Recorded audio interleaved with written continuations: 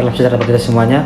Perkenalkan, nama saya Juan Simanjuntak, NIM 230-102 dari kelas PTNC, mata kuliah Produksi Ternak Unggas dengan dosen pengampu Ibu Tati Wijayanasari SPTMP. Pada video kali ini, saya akan menjelaskan tentang ovarium dan ovidum, sistem reproduksi pada ayam betina, proses pembentukan telur, sintesis kuning telur atau yolk, sintesis putih telur, dan juga sintesis kerabang pada telur. Ovarium dan ovidum. Sistem reproduksi ayam betina terdiri dari ovarium dan juga ovidum. Ovarium merupakan tempat pematangan sel telur, sedangkan ovidum merupakan saluran yang menghubungkan ovarium dengan vagina. Selanjutnya, ovidum itu terdiri dari infundibulum, magnum, isthmus, uterus, dan vagina. Ovidum juga terjadi proses pembentukan telur. Pada umumnya, sistem reproduksi pada fungus hanya berfungsi pada sebelah kiri, sedangkan di sebelah kanan tumbuh kemudian mengalami regresi, sehingga rudimenter.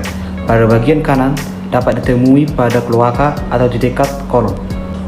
Selanjutnya saya akan jelaskan bagian-bagian ovidum. Ovidum memiliki beberapa bagian, yaitu pertama adalah infundibulum. Infundibulum ini merupakan bagian paling depan dengan panjang kurang lebih 7 cm, dan di infundibulum ini kolon telur akan dibungkus oleh selaput galaja sehingga diskus germinalis selalu berada pada bagian yang paling atas. Baiklah, yang kedua saya akan menjelaskan yaitu magnum. Magnum merupakan bagian yang terpanjang yang ukurannya kurang lebih 30 cm. Magnum ini menghasilkan albumin sehingga memiliki dinding yang tebal dan berlipat. Yang ketiga adalah isthmus. Isthmus ini memiliki panjang kurang lebih 8 cm dan disebut juga sebagai bagian penyempitan. Pada isthmus terjadi pembentukan dua membran homogen, yaitu inner cell dan outer cell. Nah, selanjutnya yang keempat yaitu uterus. Uterus merupakan kantung yang berukuran kurang lebih 8 cm, dan di sini terjadi pembentukan kerabang telur yang merupakan lapisan kutikula. Di sini juga terjadi deposisi kulit dan pigmen telur. Yang kelima yaitu vagina. Di vagina ini merupakan bagian paling akhir dari saluran reproduksi. Di vagina terdapat cincin sirkuler dan lipatan untuk menyimpan spermatozoa. Akhir dari vagina ini yaitu kloaka. Selanjutnya saya akan menjelaskan yaitu proses pembentukan telur. Yang pertama itu terbentuknya telur dimulai dengan terbentuknya telur di dalam ovarium. Ovum yang telah matang akan dilepaskan ke ovarium dan ditangkap oleh infundibulum. Kuning telur berada di bagian ini selama 15-30 menit tanpa ada penambahan unsur lain. Dari infundibulum menuju ke magnum. Disinilah albumin telur disekresikan. Selanjutnya masuk ke isthmus. Di sini dibungkus oleh dua buah selaput tipis. Proses ini memakan waktu kurang lebih 1,5 jam. Setelah membran sel terbentuk, kemudian masuk ke uterus. Di sini kerabang terbentuk, dan selanjutnya telur masuk ke vagina lalu keluar melalui kloaka. Selanjutnya saya akan menjelaskan sintesis yolk. Yolk mengandung kurang lebih 50% air. Selebihnya pada umumnya protein dan lipid dengan perbandingan 1:2. Lipid dan yolk berbentuk lipoprotein.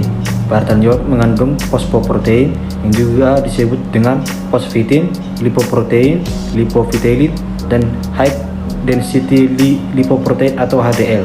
Sedangkan karbohidrat yolk adalah polisakarida dalam bentuk manus glukosamid.